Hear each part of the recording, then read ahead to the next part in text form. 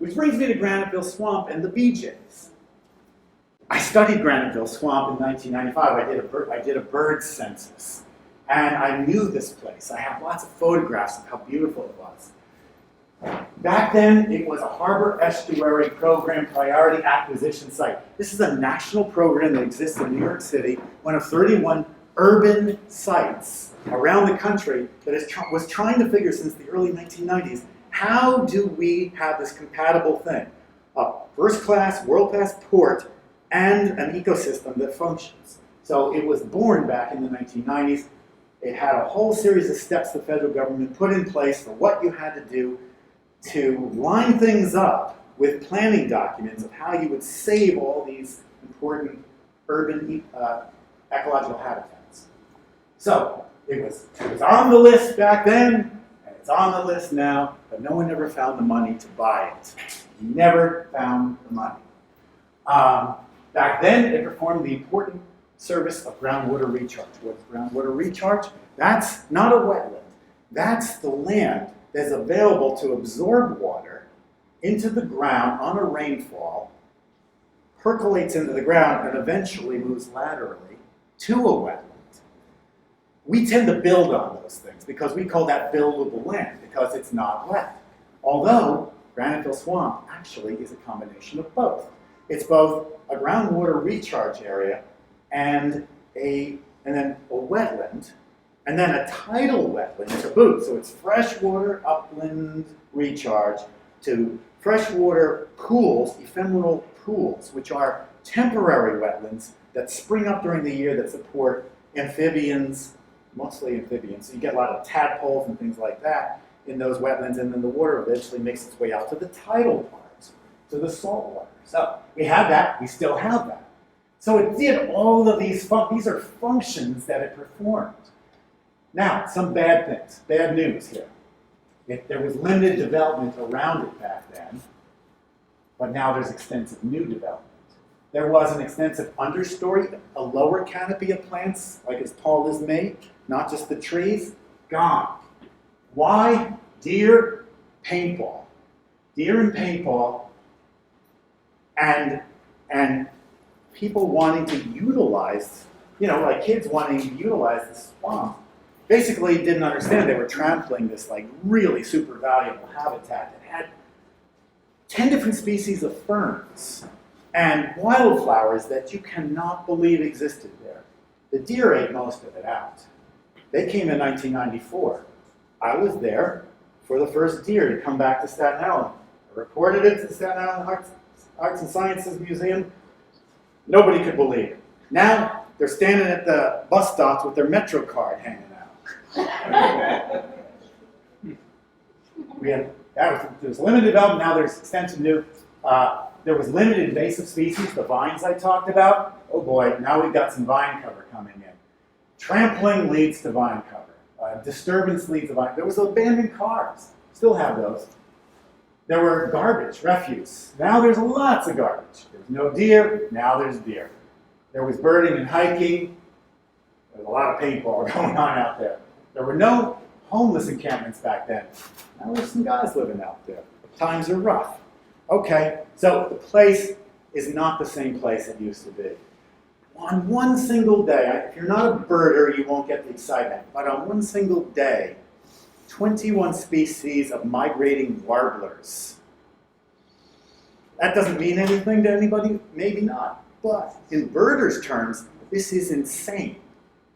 That's insane. 21 species in May of 1996 in one spot. If birders knew what was going on there, they would not be flocking to Central Park to see the warbler migration. They'd be flocking to Graniteville Swamp. Here's the proposal. Okay, this is going to be quick now. Okay, there's the proposal. There's the BJ's, there's the parking lot. That's what's there now. These are called paper streets. They were, the paper streets meant that if you were going to build here, you had to honor that those were going to be streets, but those, Demapped. Right, they were demapped, so now you could build something big across all of the streets. The paper streets actually were keeping this development at bay, but the city, in its ultimate wisdom, decided that it was going to demap them because, city planning wants this thing bad, right? Yes. Everybody knows that. There's And the city council voted 50-1. 50 for this project, 1 against it. Right. Yeah, it was the one. Inez Barron. Inez Barron. Okay, so that's what I mean when I say they wanted it. I think that's a pretty clear vote. Okay, so gonna look like this. All right. Okay, here's the title, wetland. Here's what I call the recharge area, and here's where the ponds are still. Yeah, all those pictures are from there. Yeah, here's South Avenue. Right? That's important, demarcation there. Okay, so there's Graniteville Swamp sitting in a complex of 3,000 acres of parkland that didn't exist as parkland prior to 1992. There was a couple of places. But one of the things we accomplished, my boss and I, and all of our staff, in doing this new thing of urban ecology that I was telling you about, was we managed to score all this land. And then when the Fresh Kills landfill closed, that gave us another 2,000 acres of public land. Graniteville's sitting in the middle of this incredible green complex. If I pulled out on Google Earth to a faraway view, you would still see this big green patch. This giant 8-mile long, 1.5 mile wide rectangle of green with the Caldors and Travis and Mariners Harbor all sandwiched in between. So, okay, saw something new right here, right? Those are some wetlands that the Department of Environmental Conservation protected under a 20-year deal to try to preserve some amount of the former GATX terminal, which was an oil storage terminal here. At one point, a few years ago, the 660 acres were completely fallow. A new species of frog was discovered there. Not anymore. There's a giant Amazon-style warehouse, 2 series of them there, and they are here, and then there's going to be one here. So the deal was, we'll give you like 400 acres to play with, warehouse people, but you're going to give us some 200 and something that that is degraded wetland, but it's still a wetland, and we're going to hang on. There we are. These are different watersheds. So if you recognize these ridge lines, watersheds here this way, watersheds this way towards St. George.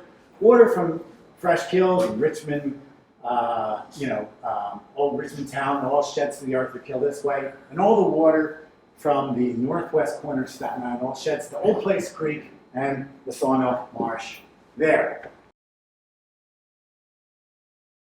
Transition is odd here, but this is Linden, New Jersey after the oil spill. That's the oil stain after Sandy left the ExxonMobil refinery in Linden, putting the oil stain on the trees 5 feet up on the trees through this woodlands next to the refinery.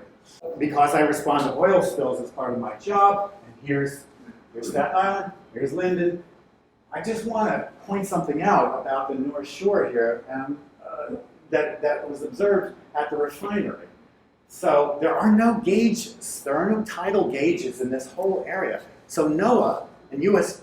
Geological Service didn't really know how high the surge got up in this point. Now, the waters from Raritan Bay are surging up the 13-mile Arthur Kill this way.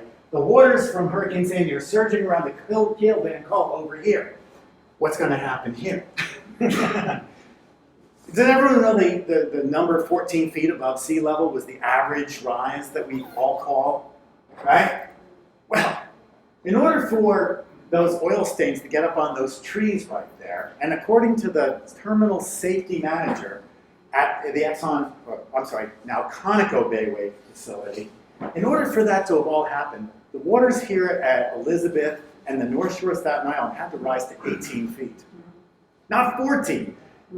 If anybody actually had an actual gauge out there, we would know that, but we don't have gauges out there. 2,000 people were doing this for like 7 days. Around the clock, 24 hours a day, squirting hot water at it and driving the oil to large tankers that would suck the oil out of collection points. Category 1, storm paints everything red. Hurricane Sandy did that. Wasn't a Category 1 storm, but it did that because of the circumstances at the time. Wind direction, tide height, It all was a calamity beyond belief, right? It was like perfect to create damage.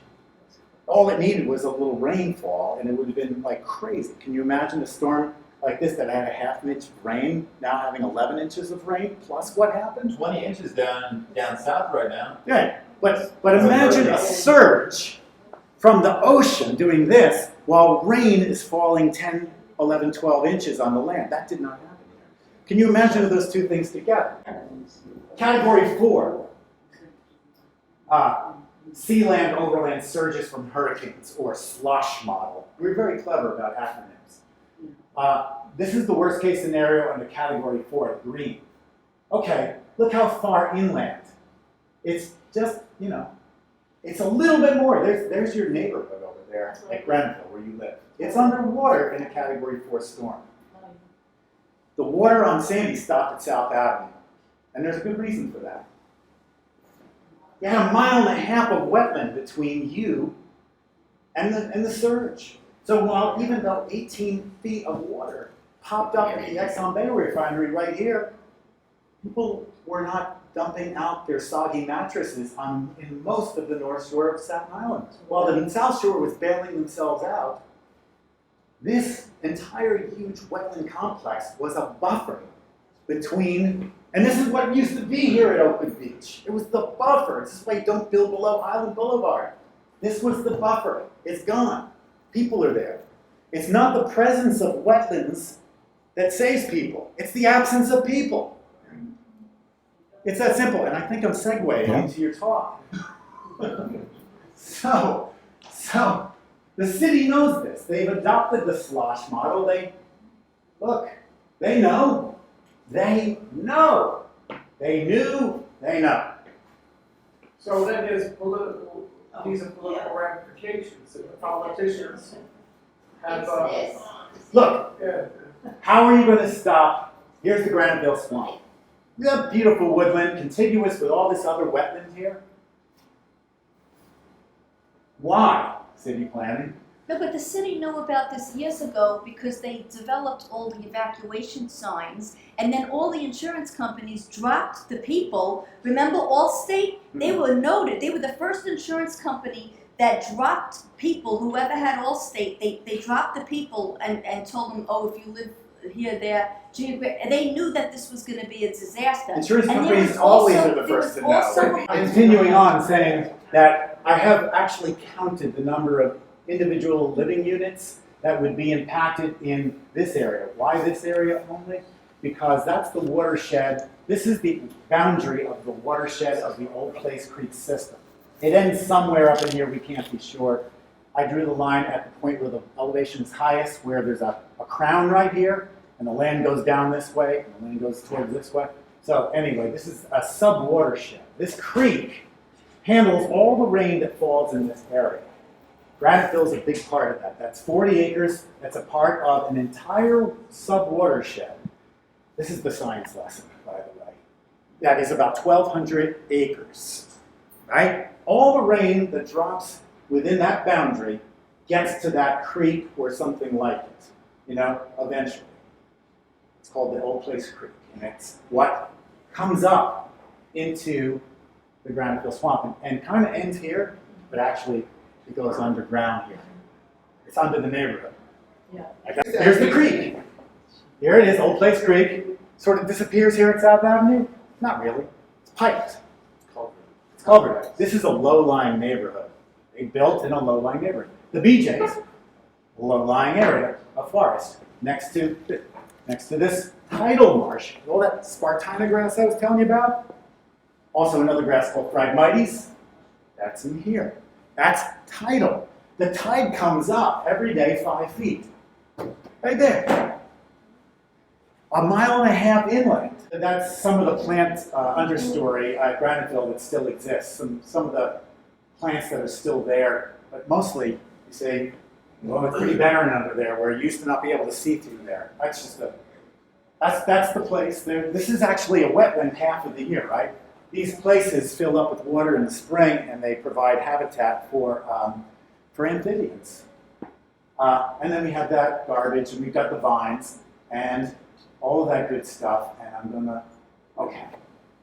Now, in order to understand why you shouldn't build at Graniteville Swamp, amongst many reasons, is in the title of the book by John McPhee, one of the nation's great naturalists, called Basin and Range. What is a basin and range? That's a hill and valley. Hill and valley. Okay. He's talking about it in big geologic pictures. That's a range, and this is a valley. Oh, Old West style.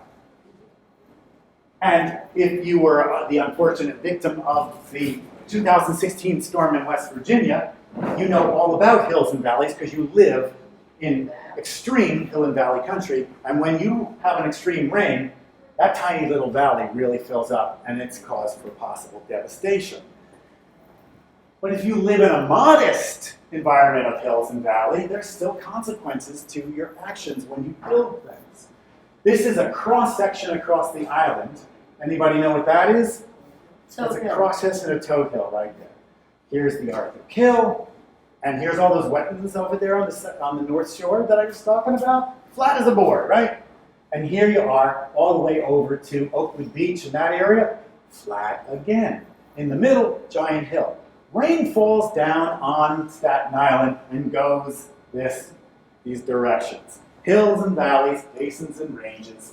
Here's another cross-section. No matter how you slice it, we are living with on an island. It's got a big hill in the middle, and rainfall comes down those slopes and goes to the sea.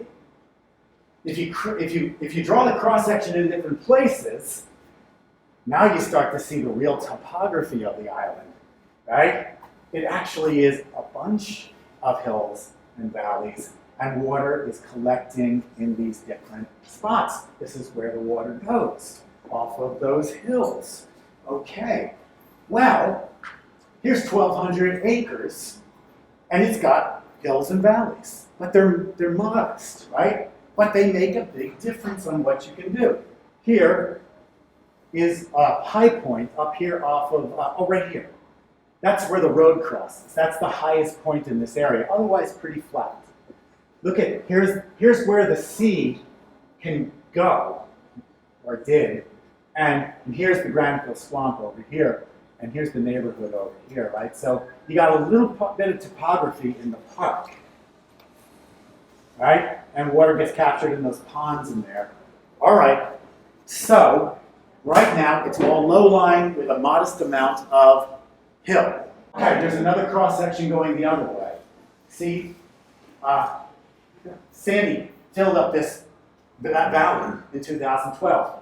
Here, where the tanks used to be. These tanks weren't there in 2012, they were already gone. That filled up with water. In fact, the whole basin there filled up with water so that it never reached past South Avenue. Pretty cool trick. But what if you build an entire warehouse facility by raising the elevation up 15 to 20 feet in the air? That's what happened. The city allowed this to become a warehouse facility. They poured 15 to 20 feet of earth into that valley. And now what does that become? That becomes a range. Now water is shedding off the impermeable roofs of over 250 acres of a 1,200 acre watershed. Literally like about 20% of this water absorbing basin has been converted into water shedding hill. Okay? That's terrible. 20%. Well, wait a second, we barely survived Sandy. The water stopped, thank God, at South Avenue. Now we've just taken 20% of our water retaining capacity away. So what if we take another 40 acres? Because BJ's has to be built up in the air. They're elevating it. So now it's another hill. And where does the water go? Now it's a hill. Now it sheds to what's left. Now take that 250 acres plus the 40 acres, that's 290 acres, about 1,200 acre watershed, and now we're rising up where there's a higher percentage of water shedding into lesser amount of water receiving. That's why you don't do this stuff. That's the story of Oakwood Beach. That's the story of Midland Beach. That's the story of people filling in wetlands losing the capacity to retain water, and then building upon them and becoming the opposite of resilient. You said that they know about this? How could you not? City planning approved this. City planning approved it, and what you're looking on the interactive map on my computer back there is a city planning map. So they know about it. But do you think they ever got a level of presentation like you're giving now to city council? I gave the presentation to the developer themselves. Well, they weren't all, so they were gonna tell the city council about this? Many people have the presentation. I don't know if it got to the person at city planning, but it's gone all over. We had Len Garcia Duran at city planning, and that he never saw a project he didn't like. So he's not there, he's not representing us any longer, So but he knew. that's it.